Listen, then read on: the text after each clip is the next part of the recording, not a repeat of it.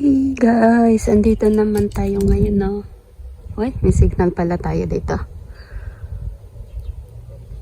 Ayan, marami na naman tayong abangan this year. This ano talaga, oh. Hey mga guys, shout out guys.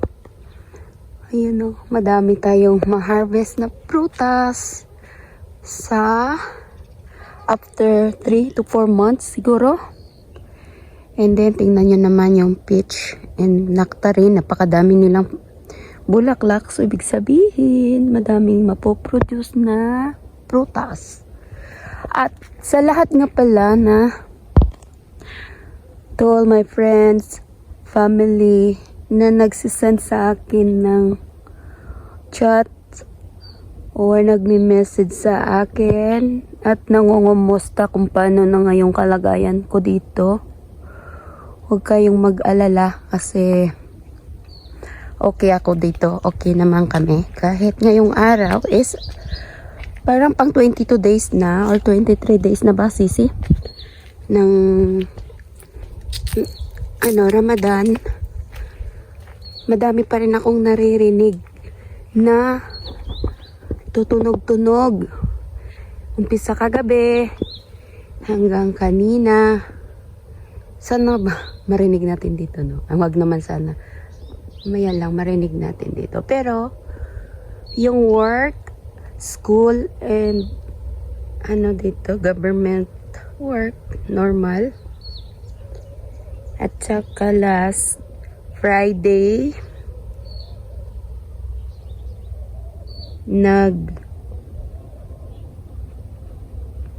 nagmula ko.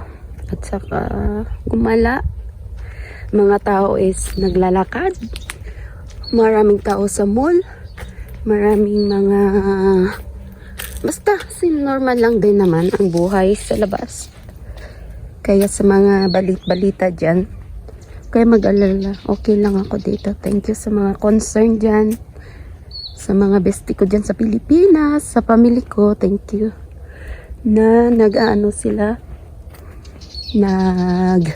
sisend talaga sa akin ng message. Umpisa nung nabalitaan nila yun. So ngayon, natingnan nyo, nagre-ready na sila for summer. Kasi springtime na tayo, malapit na. Hindi ko alam kung kailan yan talaga yung yung official date ng spring dito. Pero alam naman natin, ganda na. At saka nahukay na nila yung mga lupa. At saka yung mga connection ng water, mayroon na. At saka, yan guys, dami na, So, ibig sabihin, maabutan pa natin ito bago tayo umuwi ng Pilipinas. Before I leave Jordan, makakain pa ako nito ng last prutas. I-enjoy ko talaga itong pagkain ng prutas nitong season. Kasi baka hindi ko na makain ito sa Pilipinas. Talagang iba kasi mga prutas natin. Yun, mga pang lang yun. Mga tropical fruits. Ano ba yung tawag? Tingnan nyo naman guys. Diba? Tapos marami pang parang last year, ganito din paulit-ulit no, Soli? But look, it's different now. Tingnan nyo naman kung paano kadami yung flowers. Pisa dito hanggang sa dulo. Napakaganda naman, napakagara niyang tignan. Ito ano to? Parang ito ay hindi ko pa rin matandaan kung alin ang peach, kung alin ang nectarine. Yan yata ang peach. Ay naku, bahala na, basta malaman na lang natin yan pag lumaki na yung mga prutas. Ayan napakaganda diba? Yan. Tapos nag-i-enjoy din ang mga bubuyog or bee. siya is hindi maganda ang kanyang vitamins na kuha sa lupa. So, hindi talaga siya magkaroon ng maraming prutas. Tingnan mo kasi yung kanyang ano. Ay, ito pala yung peach. Alam mo, ito peach to eh. Tingnan yung flower niya ko, konti lang talaga. Unlike doon, no. Yun talaga, napakarami niya, oh. Tapos, ito is ano naman ito, nuts. Ito yung nuts na almonds. Yan. Yan. Diba, paulit-ulit lang naman. Ay, ahas, ano yun? Ay, kala ko ahas, oh. So, ano na nangyari sa'yo? Ano na? Oh. Yung ano, ay, kailangan na natin magtanggal ng nail polish pala. At maglagay ulit ng panibago. Ito, alam nyo naman. Maasim-asim. So, yun lang. Dadaan ako doon sa may gilid ng bahay. Ay, ako ngayon ay nagkukuking doon ba guys? Nagluluto kaya ako doon sa bahay, sa kusina. Sumaglit lang ako dito. Ayan o.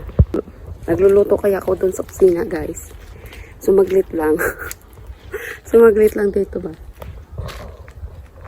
Yan, saka ikot-ikot ko yan. Buti yan. Hindi pa ako nakapag suga pa dito ng malaking ahas. Alam ko sabi nila meron dito eh. Pero syempre pag may ahas dito, mauna pa ko takbo sa ahas. Diba? Doon no? Ayan ang kapaligiran. Wala pang mga naka-ready na. Diba guys, mamimiss ko kaya to.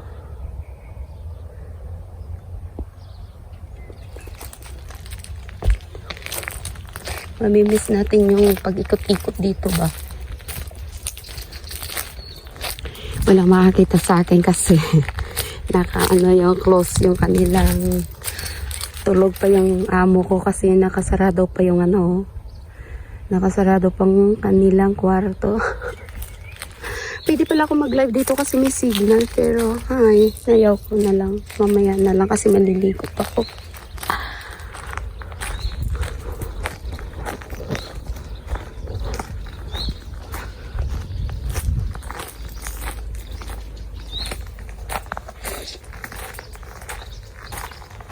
Ang ingay ng mga ibon.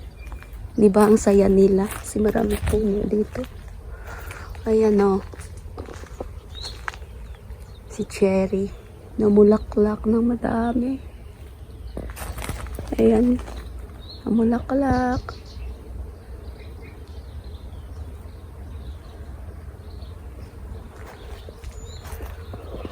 Oy.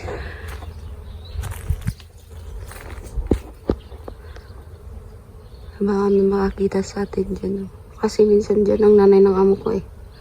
Naupo kanyang pesto yan kasi oy. Yan. Yan. Gitna na yan. So tara, uwi na tayo mga guys. Naamoy ko pang niluluto ko ah. Charing lang. Hindi naman eh. Kasi hindi ko naman pina-exhaust yun ang aking kusina. Kaya malabong malabo. Uy, may pusa oh. Uy, bakit? Para mukha kang may sakit. Ay, siya pala yun. Sa ding bulag. Kawawa naman. Ikaw pala yung sa hagdan? Sinundan mo ako dito? Kawawa naman si Mingming. Bakit ka kaya nabulag? Sino nag-away sa'yo? Ay, wawa naman. Bakit ka nabulag nga? Bakit ka nabulag, Ming? Uwi na ako, Ming, ha?